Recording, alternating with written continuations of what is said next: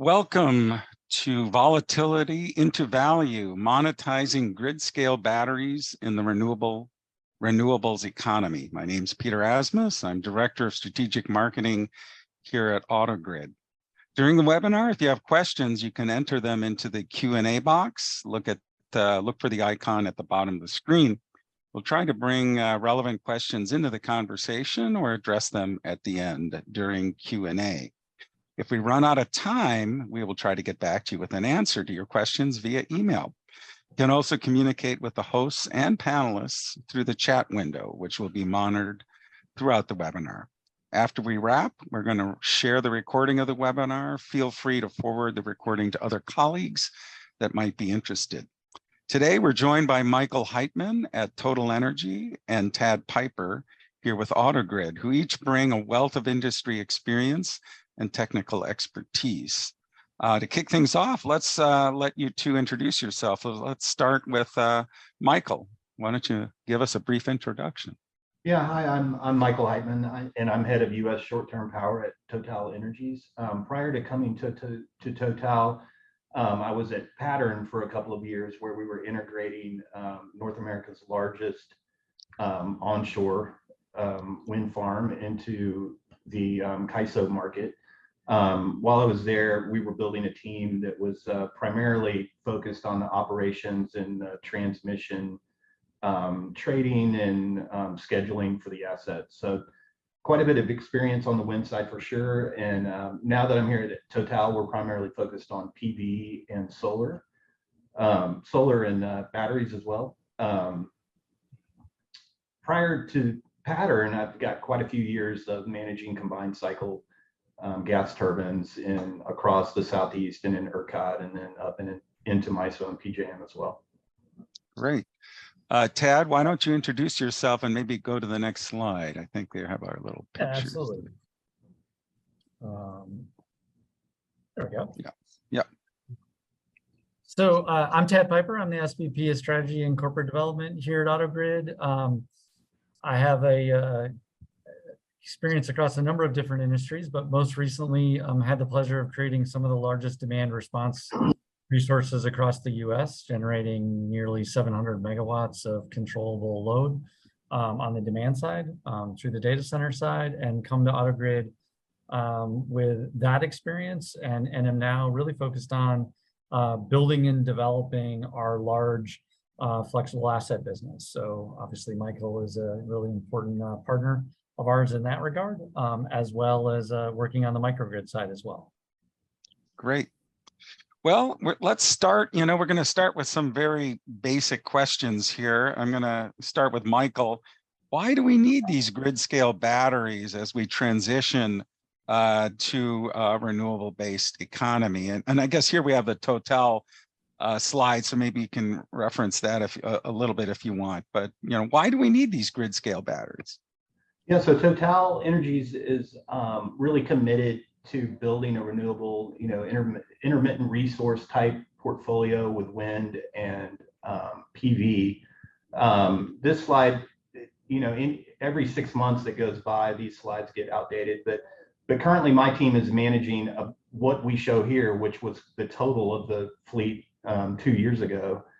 But we're currently managing about 1.2 gigs of PV, and we've got 300 megawatts of batteries that should be online by the end of the year. With that commitment this is worldwide, the vision that Total Energies has. But here in the U.S., we expect to be within the next 3 years, we'll probably be close to 10 gigs internally, and then we may have some joint ventures and some partnerships that even double that within the next few years.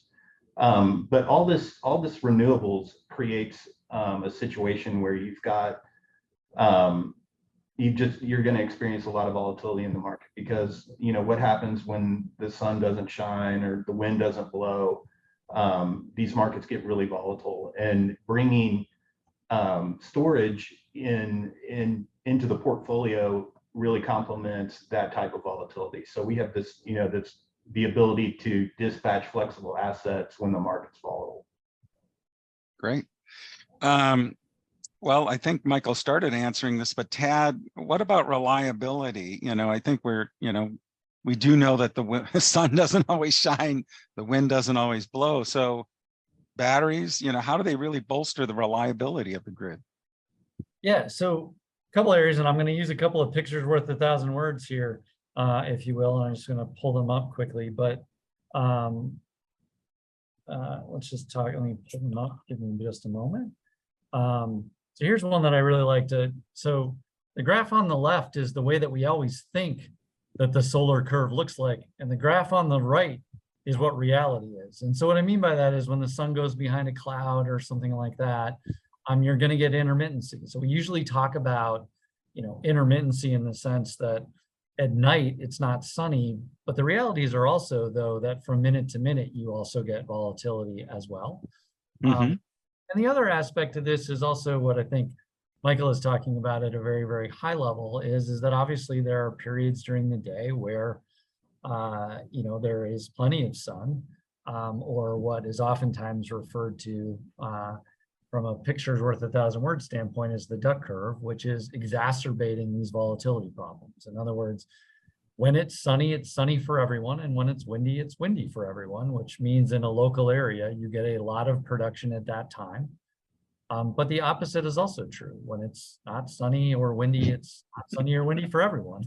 And storage, the opportunity for storage is essentially to both smooth out the short-term volatility that I highlighted, oftentimes referred to as frequency reserves, and the areas of the duck curve and the day-to-day shifts in peak demand are longer term opportunities on a daily basis where storage comes in. So storage really fills a lot of the needs that are required when you start increasing the amount of renewables as a percentage, which for most people is a long-term goal that we're pursuing. So storage is a really important complement to that overall.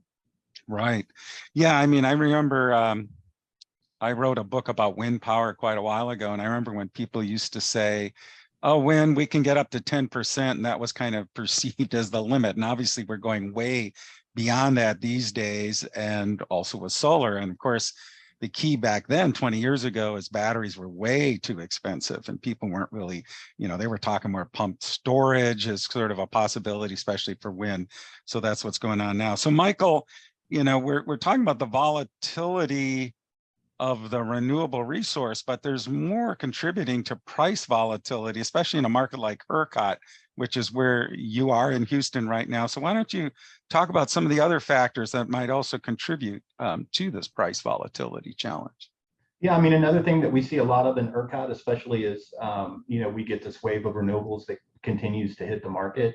We see congestion. So because ERCOT's a nodal market, these assets are pricing differently, depending on where they at or where they're located in Texas. So you tend to get, wind tends to congregate in the same areas, along wind corridors. And what that does is that that increase in generation when the wind is blowing really hard creates congestion, and it pushes prices down in those areas. And then prices, in another part of the state will increase dramatically to offset that, or that plays into this congestion component. So that's one thing that batteries can help with, is they can help alleviate, this issue that we're having with congestion management. Sure. Yeah, I think one thing about Texas, for those out there, I think most of the wind resource is kind of in the western part of the state where the people don't live, and most of the that's right. These renewables tend to pop up, these wind assets and even solar to some extent in places where people don't live. And then so you've got transmission issues that go along with that, and you're trying to get the power to where it needs to go. But if you've got too much power trying to flow across insufficient transmission lines, and then we create volatility. Sure. Now, Tad, of course, one of the goals is this volatility. I mean, we can look at it as a problem or a challenge, but it's also an opportunity in terms of how to monetize that volatility with these batteries. So how does that work? How do you maybe you're an optimistic guy. You view this as an opportunity rather than a challenge. I'm putting words in your mouth, but anyways, go ahead. What do you think?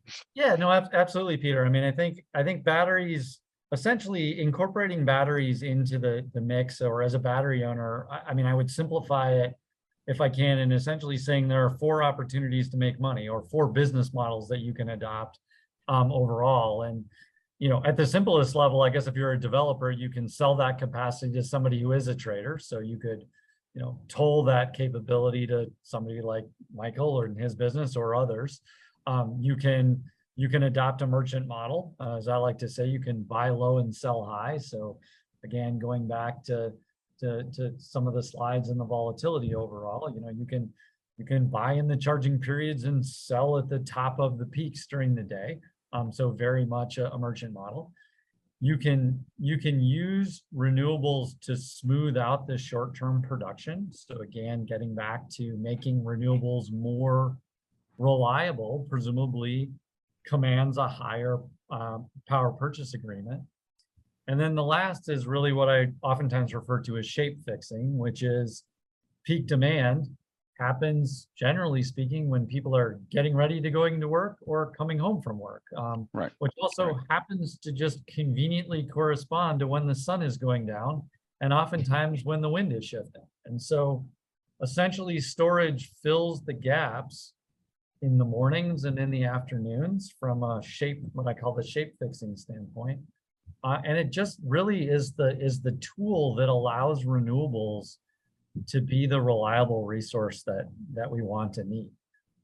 And so, organizations like Total Energies are really at the forefront of what we need in terms of creating the ability for renewables to move from 20%, 25, 30, 40 to the majority of our production over time. Right, which is what's changed is in the past, as I mentioned, when I mentioned 10%, let's say that might have been 30 years ago now that I'm thinking about it. But obviously we have parts of the world where we've far surpassed that. And we have goals, very aggressive goals, getting up to even 100% renewable. And that would basically probably be impossible, or would be impossible, without storage. And of course, there's behind the meter storage too, which we're not talking about today. Today, we're talking about more front of the meter, large scale systems. So we do have a poll. So why don't we post that poll now while we continue asking some of the questions. So here, revenue streams for grid scale batteries. And so the poll is, which revenue streams do you believe hold the greatest potential? I don't have to read all the categories here, but it's basically things like frequency, energy arbitrage. I guess I am reading them. Capacity market participation, ancillary services provision.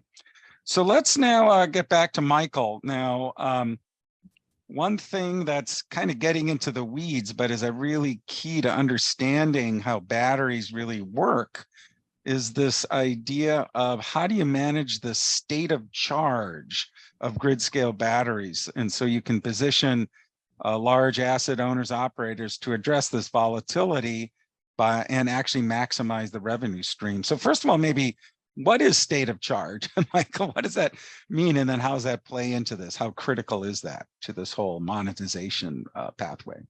Yeah, I mean, you can think of state of charge as very similar to your iPhone or your cell phone. Like when you're at 100% on your phone, that's equivalent to being 100% state of charge on your battery. So in other words, okay. Your battery's fully charged, and at this point, you can discharge all the way down to 0 if you want it. A lot of battery operators aren't going to go that low. They may not charge all the way to the top and discharge all the way to the bottom, which is also similar to an iPhone or a cell phone, where you tend to maintain longer battery life if you manage state of charge on the top and the bottom. But overall state of charge represents how much energy you have in your battery to discharge. Okay.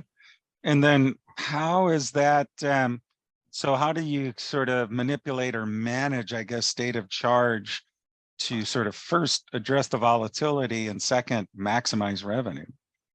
Yeah, and most of us who are looking at the forward markets, are concerned that the old way or even in the recent past, the way that we're going to manage batteries is going to have to change, because there are multiple revenue streams, and some of these revenue streams are going to the amount that we can monetize from these various revenue streams is going to increase over time for some of them, and some of these revenue streams are going to decrease. And if we think that that batteries are in fact going to hit the market at the level that's projected, then we would just naturally assume that the ancillary prices are going to come down. And so if that's the case, then we have to put more emphasis on revenue streams like energy arbitrage. And when you think about volatility in the market, there's not always, that's definitely not something that you can predict well. And so when prices are high, you're going to want to discharge and capture that revenue. And then likewise, when prices are low, you're going to want to charge. And if you don't understand where your state of charge is during the course of a daily cycle, then you would have a really hard time capturing that revenue, because you're not going to come in. Your state of charge might be close to zero and prices are blowing out. And there may have not been a really good reason why you had your state of charge so low, because you had to charge and you just didn't. So if you're not on top of that, that needs to be managed down to the second, if not, very granular level. Right. Yeah, I think that's one of the challenges when people try to get their head around, these different markets. I remember this was several years ago where someone was telling me the hot market in PJM was frequency regulation, but then I guess like maybe a year or so later, there's so many people chase that market that the prices for frequency regulation, went down. I'm sort of simplifying it, but that's, I guess, part of the challenge of this whole sort of market, is that these things don't necessarily have a fixed price always. And obviously, Tad, you're talking about different business models, people who want more of a fixed price there. That's one route to go, but you might limit your revenue versus playing in a more, I guess more with the volatility. So did you want to add anything to that discussion, Tad? Well, I mean, you're sort of getting to the heart of the matter, and I think it's a grand debate for developers and those obviously adding storage is sort of a tug of war between the concept of saturation of the ancillary market need for things like frequency versus the broader trend of the increase in renewables as a percentage of the grid mix. And so my crystal ball gets a little cloudy going out, but I think that what you're seeing is that the need for every aspect, frequency regulation, smoothing of renewables production, time of use, peak demand, et cetera, are all trends that are not abating right now. And, if you want to look at what's going on, I mean, the energy sector is sort of in the midst of a perfect storm, right? You have the electrification of the economy.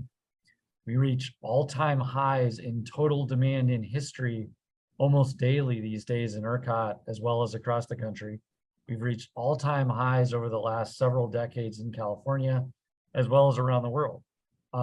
And until every one of your neighbors has an electric car, we're just going to continue to be on that upward trend. So the amount of power that's being consumed is on the rise. And so, I would argue that the depth of the market need continues to deepen. And obviously, we're just going to, like all good markets, we're going to continue to probably modestly lag the amount of build outs relative to the need. And that will continue to drive volatility, which I guess for people like Michael is probably music to their ears. Yeah, that's right. And yeah, I agree with you. I think the crystal ball is a little hazy, and it's important that we're not focusing on one revenue stream. And historically, you could capture a lot of the value of a battery could have come just from spinning reserve, where your state of charge is maintained at a fairly steady state. You're not really worried about state of charge, but you add in energy arbitrage or frequency regulation, and suddenly ERCOT's calling on these obligations at a more frequent level, and it gets really tricky. you know, what's your state of charge versus what's your future obligation or your future opportunity. Right. Right. Well, let's look at the poll results here. So it looks like people say 33% of respondents think energy arbitrage comes in on the top, followed by ancillary services provision, then frequency regulation, then capacity market participation. Any reaction to the poll results, Tad or Michael? You think these people are right on, or crazy, or a little bit of both, maybe? I think it's a good mix. I think it's a good mix, but I'd like to see where they sit geographically and where most of their investments right are. Yeah, because I'm in ERCOT, because I'm primarily focused on ERCOT, I like the capacity market participation percent being low, because there is a capacity market. I'd love to see one, and if I'd love to see batteries be able to participate in that.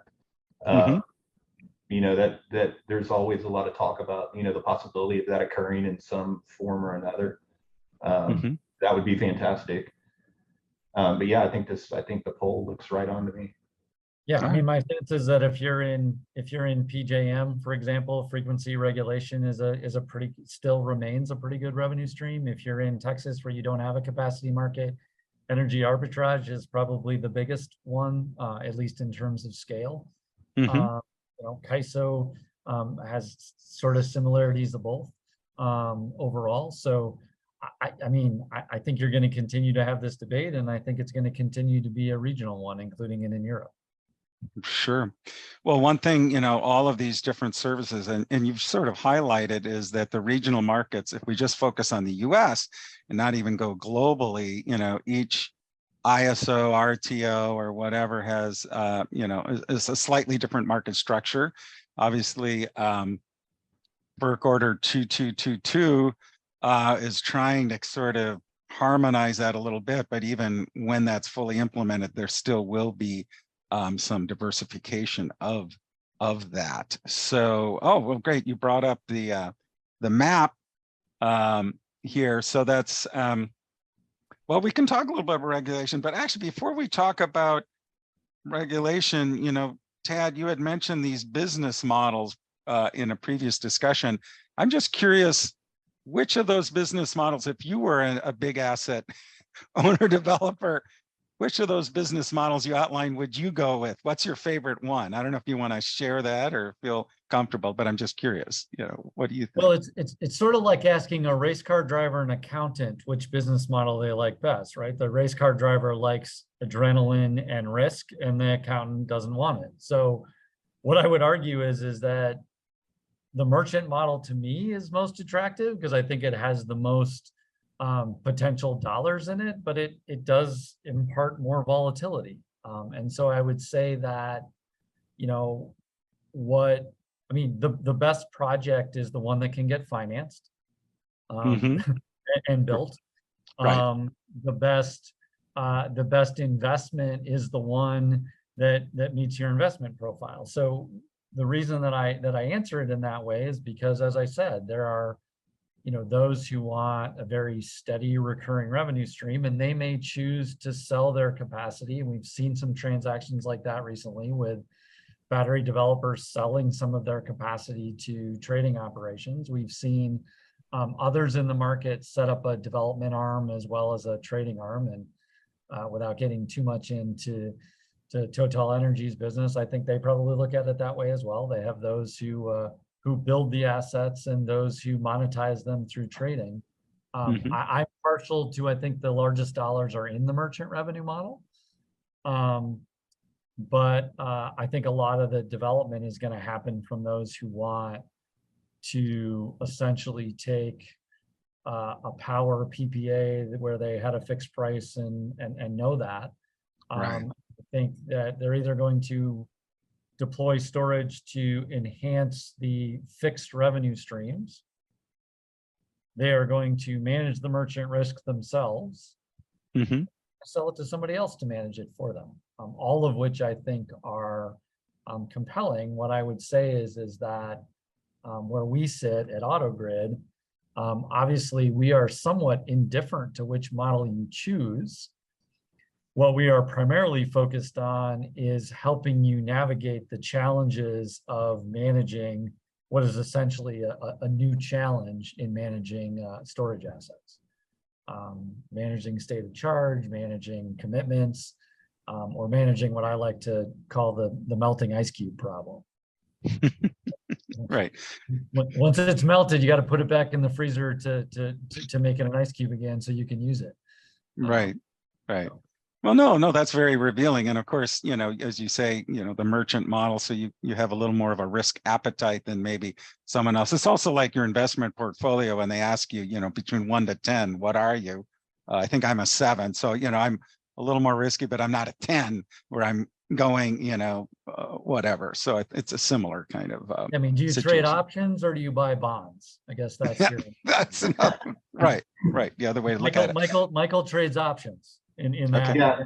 Yeah, batteries look like a really expensive option, and right now, the market believes in volatility, and I don't know if that's a good thing. Like, historically, when everybody thinks the same way, that you tend to go the opposite. But the market is definitely leaning towards volatility, and so the merchant model is what everyone likes best. But the merchant model is also the hardest one to get financed. Right. That's the dilemma.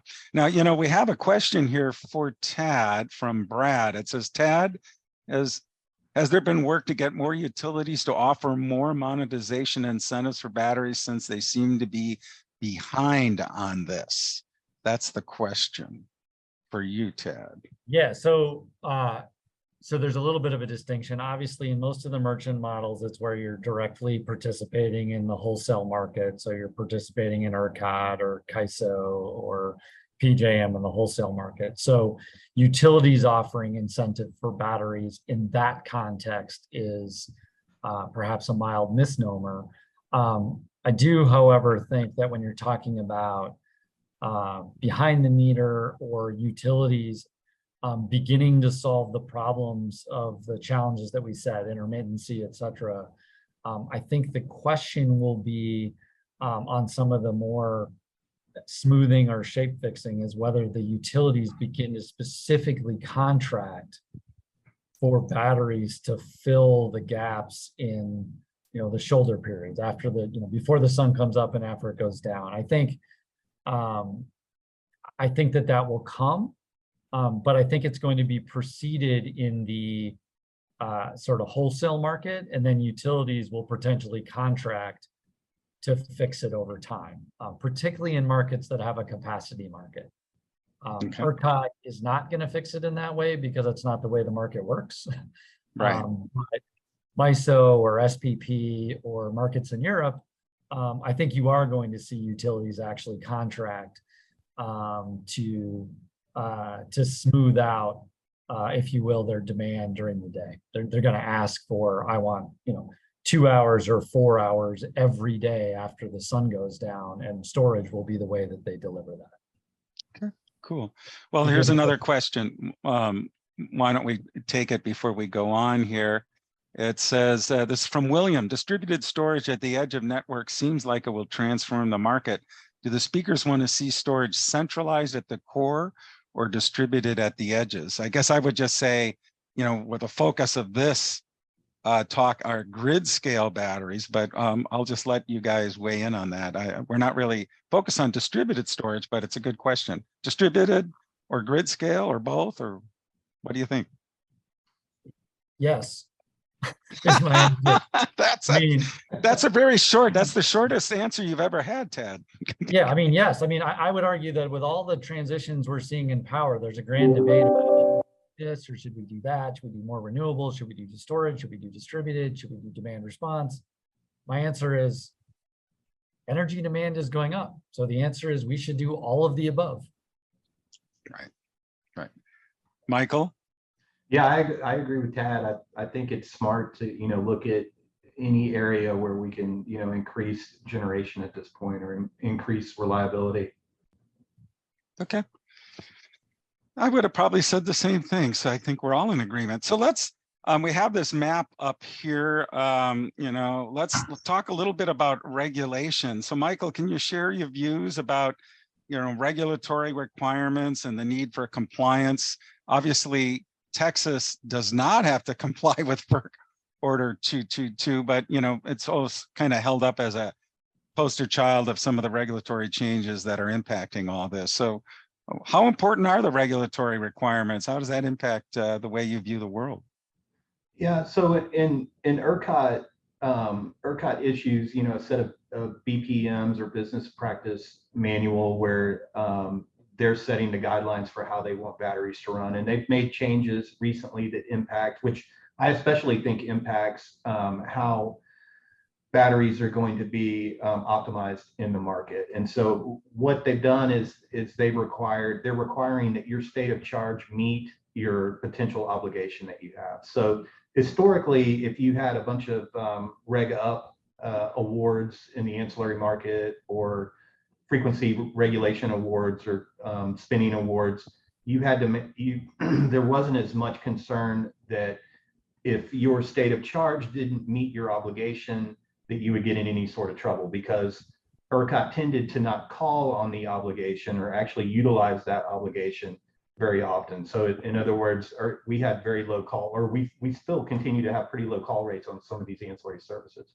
However, from a regulatory point of view, if they start penalizing market participants because they're not meeting these regulatory requirements, then state of charge becomes very critical in the process of making sure that your battery can do what you're telling the market it can do. So in what the market has experienced is really not knowing what the next step in the regulatory process is. So it's crucial that if you are in this market, that you stay on top of that and you understand what's not only impacting you now, but what's going to impact you in the future, and how you need to adjust your revenue models to accommodate for these changes. Sure, that makes sense. Tad, how about you? How do regulations influence market participation strategies and long-term project financing options?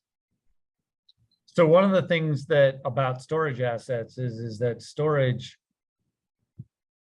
has the ability to participate in the broadest spectrum of markets available, right? It can do sub-second frequency, all the way to wholesale energy, filling capacity gaps. And so from a storage development standpoint and storage management standpoint, every regulatory change in ancillary market participation, eligibility, rules, etc., if you own storage, you have to watch them all.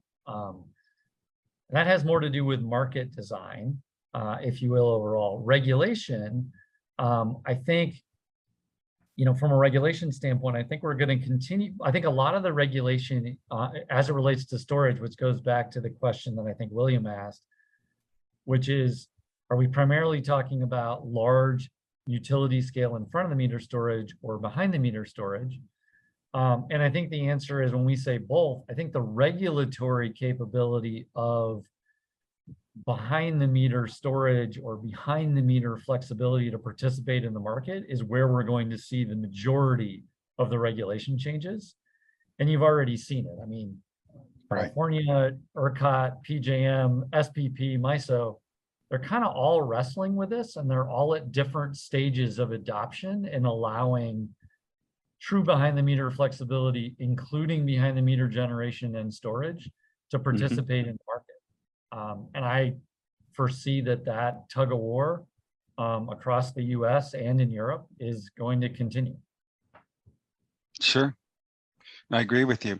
Well, let's do another poll now. We've got a second poll, so why don't we bring that up? And here we go. Oh, risks with grid scale battery deployment. What are the risks associated with the deployment? And here we have several options. So let's see what folks think in that regard. Now, we've already sort of talked about how one of the challenges is a lot of these markets are evolving, although I think Tad may have said this. What I always like to say is, but they're generally moving in a positive direction where there is more opportunity. One kind of example that might be a little intuitive is, of course, in California, where I'm based, the net metering rules changed. The solar industry wasn't so happy about the fact that now, you're not going to get compensated as much when you're sending your extra solar back to the grid. I actually just installed a solar battery system. I snuck in under the old rules, but the sort of positive side of that change is that means most behind the meter solar systems will now have batteries, because that'll be the way you can maximize the value of that. So I guess I was going to ask Michael, as these markets keep evolving, what are the implications for the revenue pathways available to grid scale battery projects? You kind of talked about this a little bit, but I don't know if you want to go into a little more detail, or you can talk about ERCOT or compare ERCOT to other markets, whatever. So how are these sort of evolving markets? How does that play into all of this?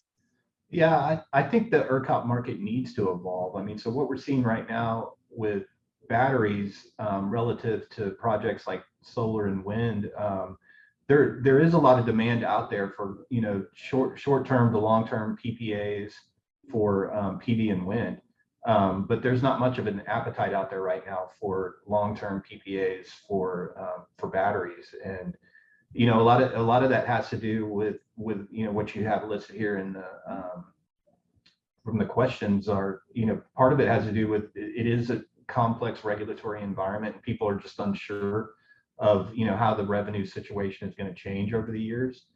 How many batteries are going to come into the market? Will there or will there not be capacity market? Will we continue to see volatility in the energy market?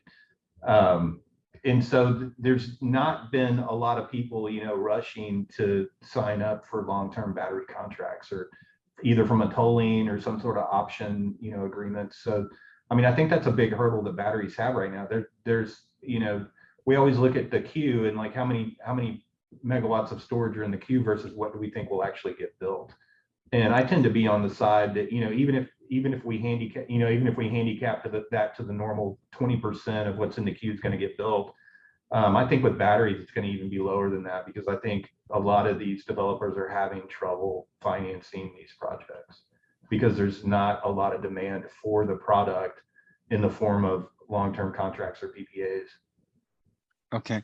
Yeah, I mean, that reminds me, I remember Texas, and this is again years ago, showing my age, is that there was hardly any storage going on in Texas because the focus was on transmission, building out transmission networks, particularly when there was the wind boom, which started quite a while ago. Texas has more wind than any other US state. And that dates, that sort of trend started a while ago. So I remember for a long time, there wasn't really any storage going in Texas. So that's changed. So I don't know if that's a reflection of what you're talking about, or it sounds like it's more dynamic and complex than that. But so no, that's interesting. So so the question then I was going to ask Tad is then how do some of these challenges? So of course, AutoGrid is a software company. We've been pretty much talking about batteries, hardware. We've been talking about optimization.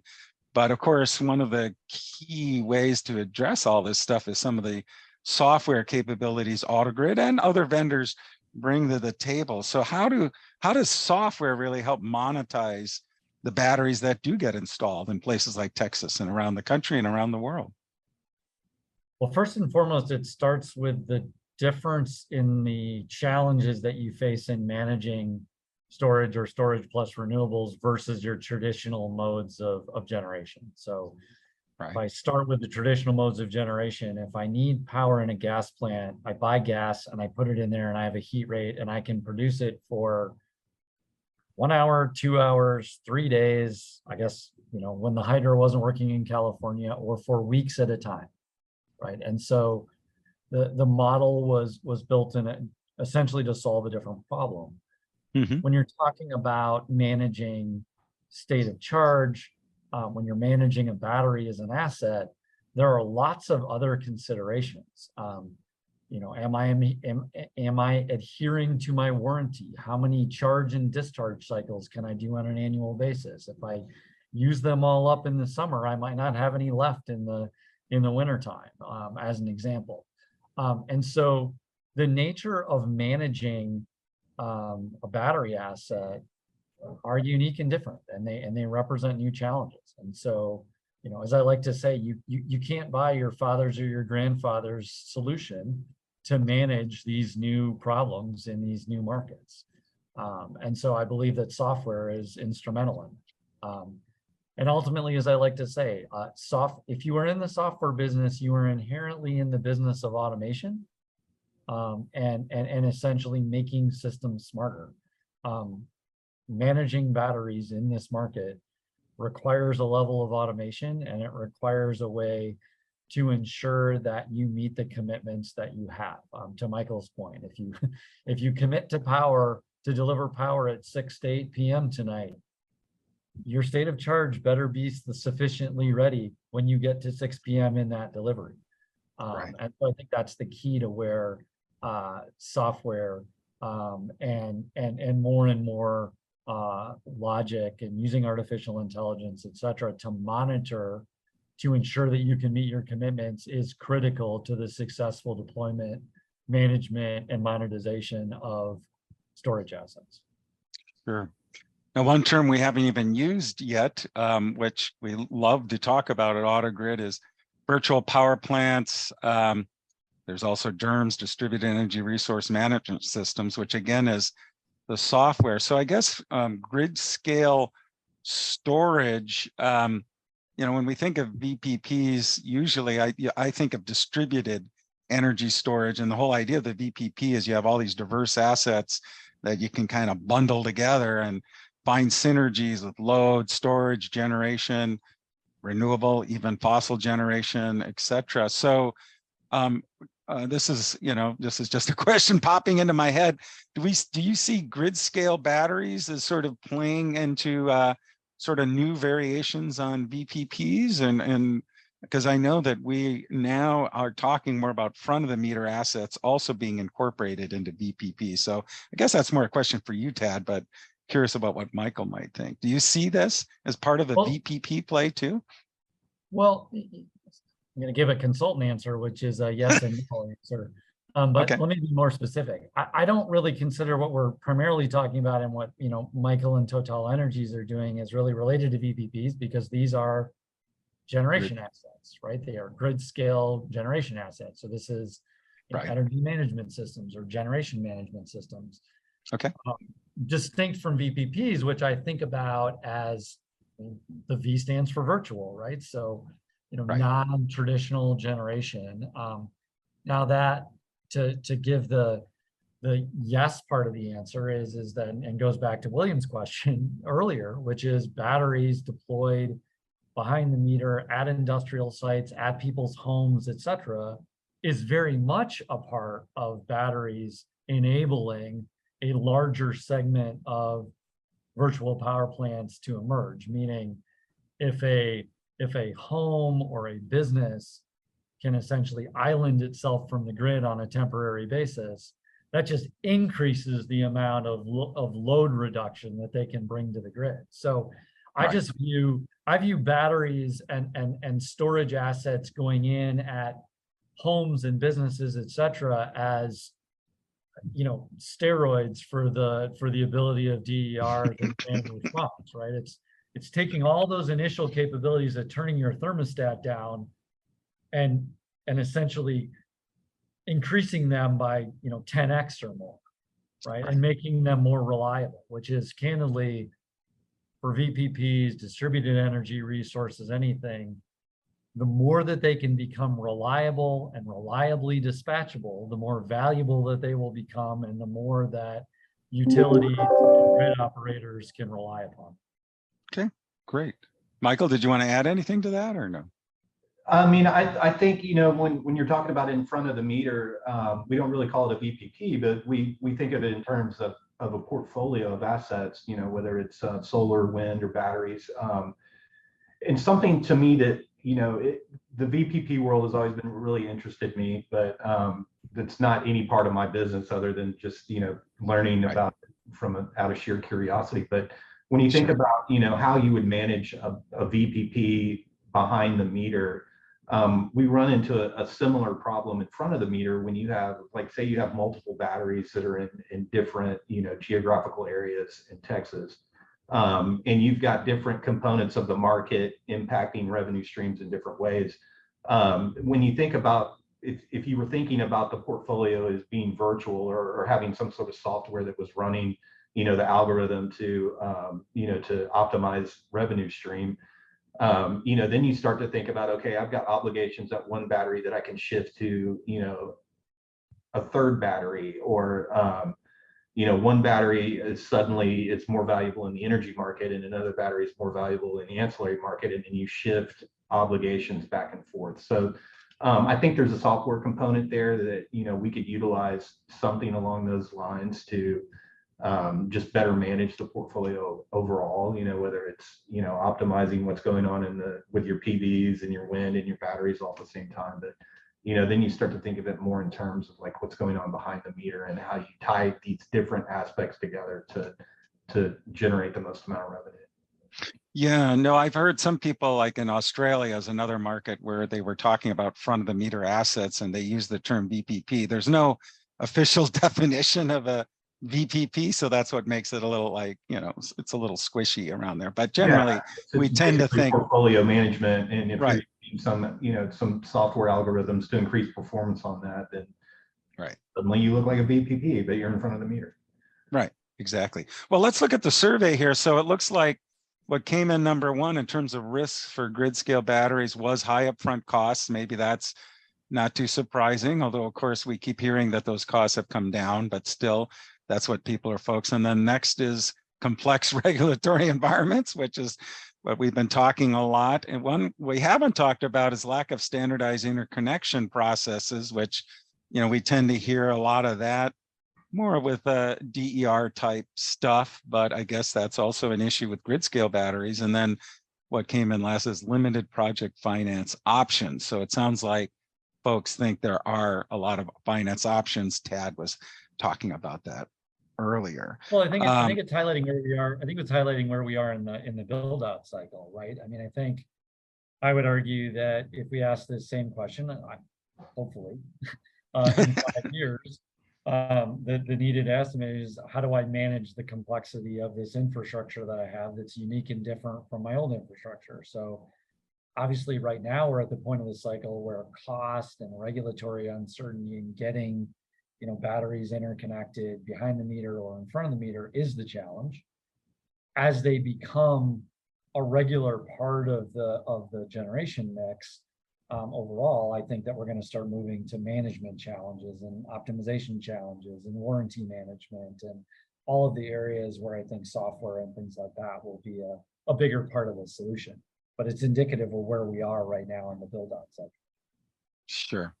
Now, Michael was sort of talking a little bit about this. One thing you were saying I remember because I wrote a book about wind power and hearing about wind. So in Texas, we were saying a lot of the wind's on the sort of western part, but even with the wind, it moves across the landscape. So there's actually some variability of wind production. But where I'm going with this is, what about locations of batteries, grid scale batteries? If you're going to try to, if you're more thinking about solar, I think wind might be, because wind is a little more variable than solar in general, I guess you could say. How important is finding the right location for grid scale batteries? How much of that, how much thinking and planning goes into that? Like, where do you put these actual batteries? Yeah, I think it's a really complicated issue when you think about congestion across Texas. And some people are thinking about it in a way that isn't really intuitive, but you might decide to site a battery based on a certain type of congestion. So if you have an area that tends to experience a great deal of negative pricing due to an overbuild of wind, now you suddenly have an opportunity to charge a battery. You're getting paid more often than not to charge a battery, and then when the congestion subsides, maybe in the evening or some other part of the day, then you're discharging the battery with a larger spread between your charge and discharge price. So I think that plays into it, and so then you end up with battery, like you you see in Texas that there are in fact a lot of batteries in West Texas, and those batteries are taking advantage of that energy arbitrage from charging and discharging. The ancillary market as a whole in Texas is clearing, the same the ancillaries are not location based. It's, one price for, all participants. Right. That's less of a concern if you going into this thinking that most of your revenue is going to come from ancillaries. But if you have the thought process that over time, as more batteries come into the market and they, saturate the ancillary market, then you're going to lose out on that ancillary revenue in future years. Then you better be prepared to capture that energy margin from the charge to discharge. And so a lot of thought needs to go into it. And it's one thing to understand what congestion did last year, but it's a totally different, complicated problem to understand what congestion is going to do next year. Right. Tad, did you want to add anything to that? Well, I was just going to say, I think we're also in the midst of, right now, I would say that the majority of, peak demand price or ancillary service demand is a byproduct of the cost of gas, because the majority of those services today are provided by gas resources. As batteries increase as a percentage of the ability to deliver these services, you're also going to have the dynamic that the price of gas, in fact, will reduce as the primary price setter of these things. And so, again, there's a lot of moving parts and complexities and subtleties around this. And I like to think about these changes over 5 and 10 years. But, in a merchant model, to Michael's point, your money is made by how cheaply you buy it and the spread of when you sell it.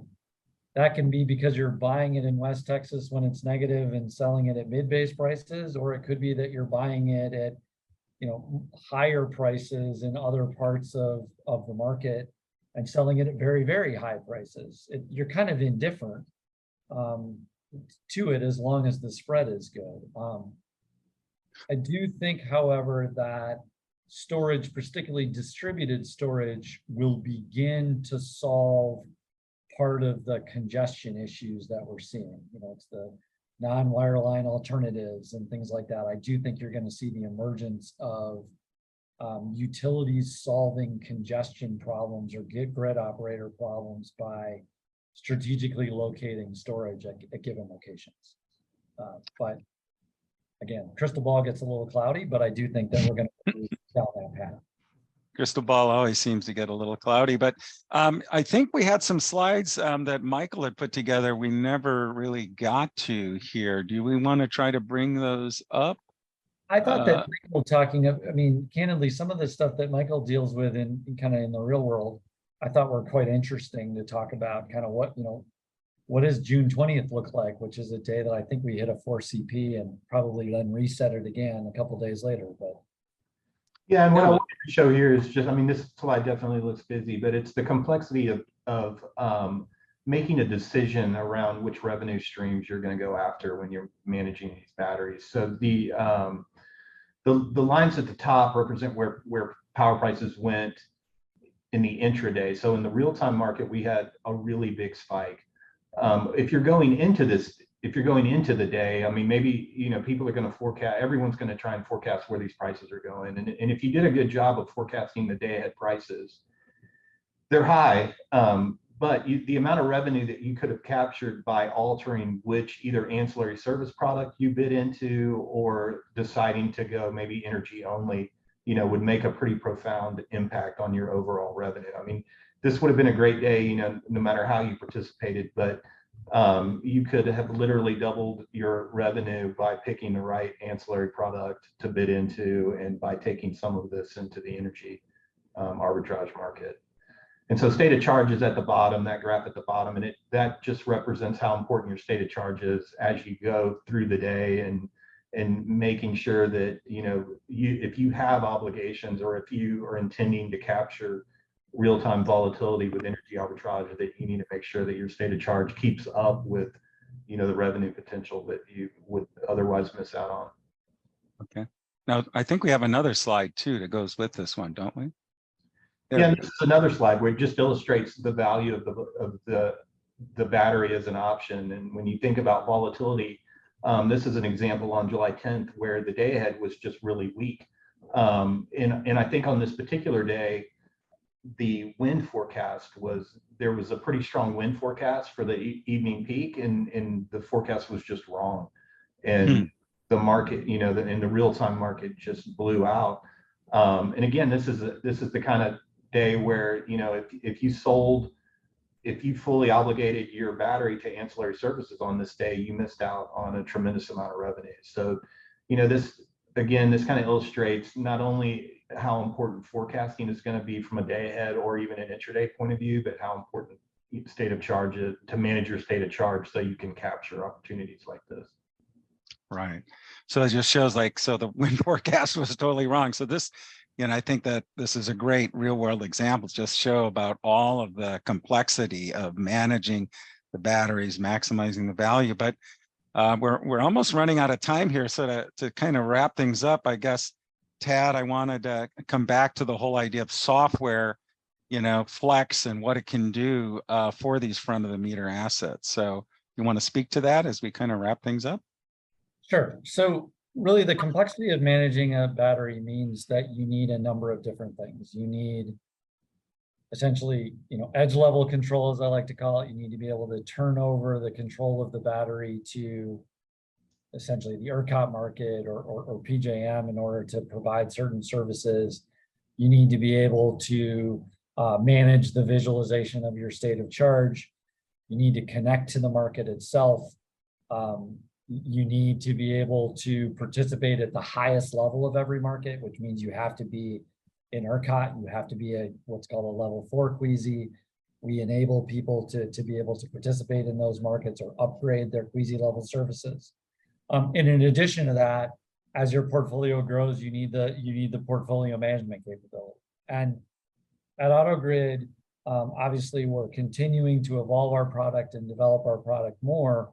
But really we're leaning in on the full spectrum of services that allow everything from the realities of connecting a battery to the market, to managing that as an asset, visualizing your state of charge, visualizing your market commitments, all the way through to ultimately incorporating those into your broader portfolio marketing view. So, you know, it's a combination of services combined with software wrapped together to create a full set of solutions that a battery and renewable operator and generator needs. I hope that's helpful, Peter. It is. I think I'm sold. But I think we only have like a minute left here. So I don't know, Michael, any final words before we sign off? And thanks again for joining us today. Yeah, and I mean, I'd just like to say, you know, I'm glad that we have our partnership with AutoGrid, and it's been going really well, and I'm excited about the future. We've got quite a few battery projects that are coming up and then on the horizon, and should be a lot to do. All right.